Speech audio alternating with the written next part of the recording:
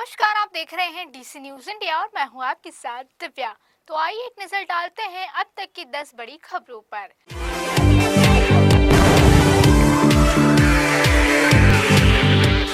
तो 10 बड़ी खबरों में सबसे पहले बात करेंगे महाराष्ट्र की राजनीति की।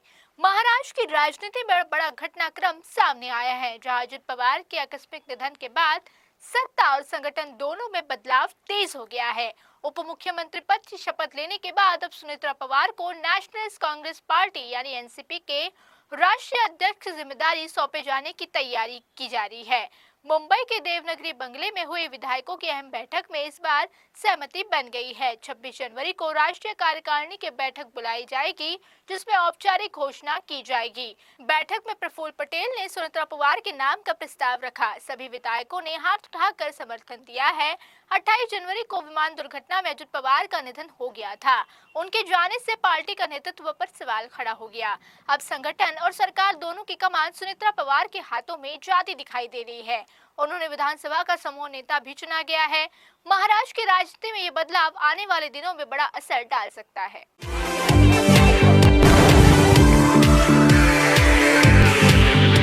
अब 10 बड़ी खबरों में बात करेंगे बीजेपी नेता नवनीत राणा की। बीजेपी की फायर ब्रांड नेता नवनीत राणा ने पश्चिम बंगाल के मुर्शिदाबाद में कथित बाबरी मस्जिद निर्माण को लेकर बड़ा बयान दिया है।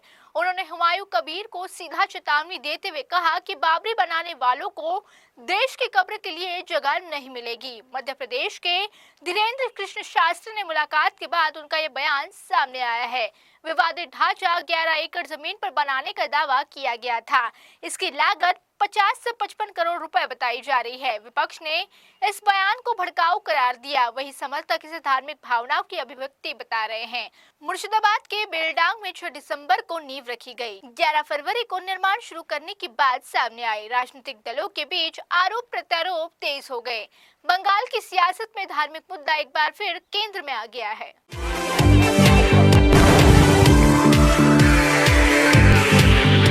अब 10 बड़ी खबरों में बात करेंगे बॉलीवुड इंडस्ट्री की। बॉलीवुड इंडस्ट्री से जुड़ी एक खबर सामने आ रही है, जहां मशहूर लेखक सलीम खान की तबीयत अचानक बिगड़ गई। उन्हें मुंबई के लीलावती अस्पताल में भर्ती कराया गया है। 90 वर्षीय सलीम खान की सेहत को लेकर फिलहाल परिवार की ओर से आधिकारिक बयान सामने नहीं आया। सुबह उनके बेटे सलमान खान को अस्पताल के बाहर देखा गया। टाइट सिक्योरिटी के बीच सलमान खान अस्पताल पहुंचे और निकलते नजर आए। सोशल मीडिया पर वायरल वीडियो होने के बाद फैंस चिंता में हैं। सलमान इन दिनों बैटल ऑफ गलवान प्रोजेक्ट में व्यस्त बताए जा रहे हैं। अतुल अग्निहोत्री भी अस्पताल पहुंचे। सलीम खान हिंदी सिनेमा के दिग्गज लेखक बताए जाते हैं। उम्र संबंधी दिक्कतों की आशंका जताई जा रही है। परिवार की ओर से स्वास्थ्य अपडेट का इंतजार सभी को है।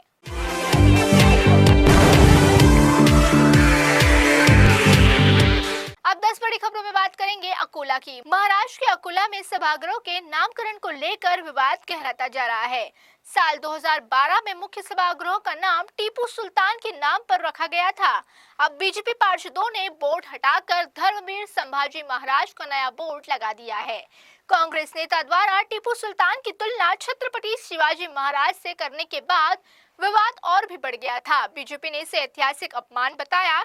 शिवसेना शिंदे गुट ने भी नाम बदलने की मांग की है। प्रशासनिक निर्णय से पहले भी बोर्ड बदले जाने से हलचल तेज हो गई थी। स्थानीय राजनीति में घमासान मचा हुआ है। समर्थकों ने इसे ऐतिहासिक सुधार बताया है। विरोधियों ने इसे नियमों के खिलाफ बताया। अब अंतिम फैसला प्रशासन को लेना है। अकोला का ये विवाद राज्यव्यापी मुद्दा बनता नजर आ रहा है।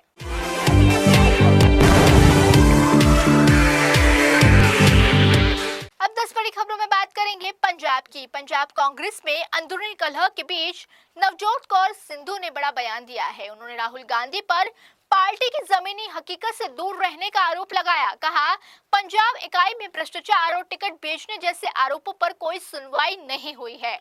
उन्होंने ये भी कहा कि राहुल गांधी उस कुर्सी के लायक नहीं है। वहीं दूसरी ओर नरेंद्र मोदी की तारीफ करते हुए उन्होंने आध्यात्मिक व्यक्तित्व बताया। उन्होंने कहा, प्रधानमंत्री के खिलाफ व्यक्तिगत आरोप साबित नहीं हुए हैं। पंजाब में अगले साल विधानसभा चुनाव होने हैं। ऐसे में ये बयान राजनीतिक हलकों में हलचल मचाता हुआ नजर आ रहा है। कांग्रेस की अंदरूनी स्थिति पर सवाल उठ रहे हैं। बीजेपी ने इसे कांग्रेस की कमजोरी बताया है। पंजाब की सियासत में बयानबाजी अब हाल फिलहाल में तेज होती दिखाई दे रही है।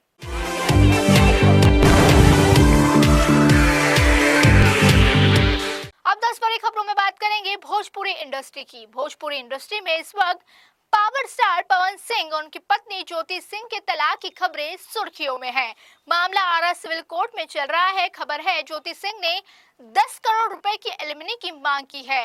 इस पर भोजपुरी एक्टर आकांक्षा सिंह ने भी खुलकर प्रतिक्रिया दी। उन्होंने कहा, अगर शादी की है तो जिम्मेदारी भी निभानी होगी। अक्षरा ने कहा, 10 करोड़ क्या 100 करोड़ भी कम पड़ जाएंगे। उन्होंने ज्योति के हक का समर्थन कहा। पटना एयरपोर्ट पर मीडिया बातचीत में उन्होंने कहा, एक लड़की को उसका अधिकार मिलना चाहिए। वो ज्योति का समर्थन कर चुकी हैं। तलाक का ये मामला अब सामाजिक बहस का विषय बनता नजर आ रहा है। फैंस भी इस पर बटे नजर आ रहे हैं। अब सबकी निगाहें कोर्ट के फैसले पर टिकी है।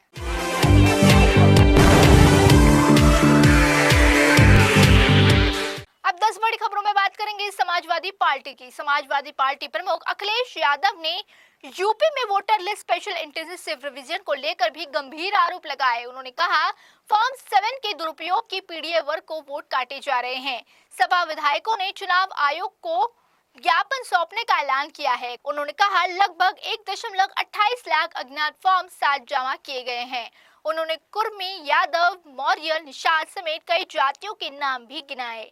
उनका कहना है कि प्रशासन की मदद से फर्जी तरीके से नाम अपनाए जा रहे हैं। उन्होंने मांग की कि फॉर्म 7 केवल अधिकृत अधिकारियों द्वारा ही भेजे जाए। वहीं बीजेपी पर वर्चस्ववादी राजनीति का भी अखिलेश ने आरोप लगाया। अखिलेश ने कार्यकर्ताओं से एक भी वोट न काटने की अपील की है। मामला अब राजनीतिक तकरार का मुद्दा बन गया है। विधानसभा में भी इसे उठने की तैयारी है। यूपी की राजनीति में ये माहौल सरगर्मियों से भर गया है।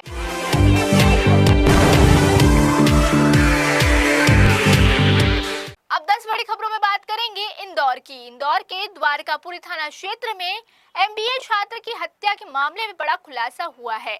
पुलिस ने आरोपी सहपाठी पीयूष धमोड़िया को मुंबई से गिरफ्तार किया है। डीसीपी कृष्णा लाल चिंदारी के अनुसार आरोपी हत्या के बाद फरार हो गया था। पूछताछ में उसे अपराध कबूल कर लिया है। पुलिस के मुताबिक उसका व्यवहार असामान्य पाया गया है। आरोपी ने कथित तौर पर यूट्यूब पर आत्मा से संपर्क करने के तरीके भी खोजे थे। उसने छात्रा का मोबाइल तोड़कर फेंक दिया। पुलिस ने अभी उसे बरामद कर मुंबई ले जाएगी। वारदात के बाद उसने कॉलेज ग्रुप में आपत्तिजनक वीडियो भी पोस्ट किया था। पुलिस ने पूरे मामले की गहन जांच शुरू कर दी है। ये मामला शहर में सनसनी का कारण बन गया है।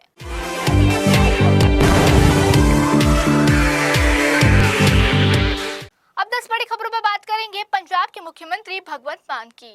पंजाब के मुख्यमंत्री भगवंत सिंह मान तबियत बिगड़ने के बाद उन्हें मोहाली के फोर्टिस अस्पताल में भर्ती कराया गया है। सोमवार को डिस्चार्ज होने के बाद शाम को फिर वो थकान महसूस कर रहे थे। इस बीच अस्पताल में बम से उड़ाने की धमकी तक मिली है। बताया जा रहा है खालिस्तान नेशनल आर्मी के नाम से ये ईमेल आया है। कई निजी स्कूलों को भी धमकी दी गई है। पुलिस और सुरक्षा एजेंसियां इस वक्त अलर्ट मोड पर है। अस्पताल के बाहर सुरक्षा बढ़ा दी गई है।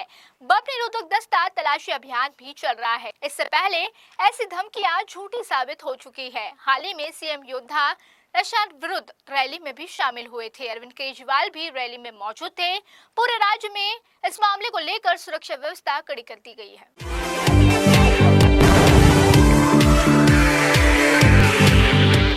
अब 10 बड़ी खबरों में बात करेंगे विराट कोहली और अनुष्का शर्मा की। स्टार पर विराट कोहली और अनुष्का शर्मा एक बार फिर वृंदावन पहुंचे हैं। दोनों ने संत प्रेमानंद महाराज से मुलाकात कर आशीर्वाद लिया।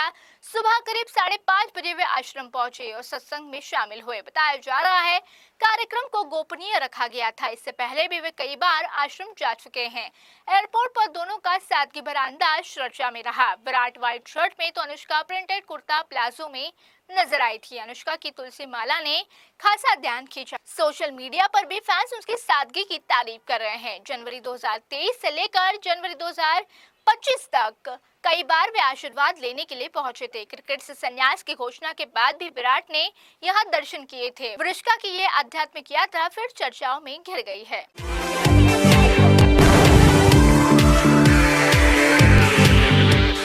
तो ये थी अब तक की 10 बड़ी खबरें। देश और दुनिया की तमाम बड़ी खबरों के लिए रुक कीजिए डीसी न्यूज इंडिया का।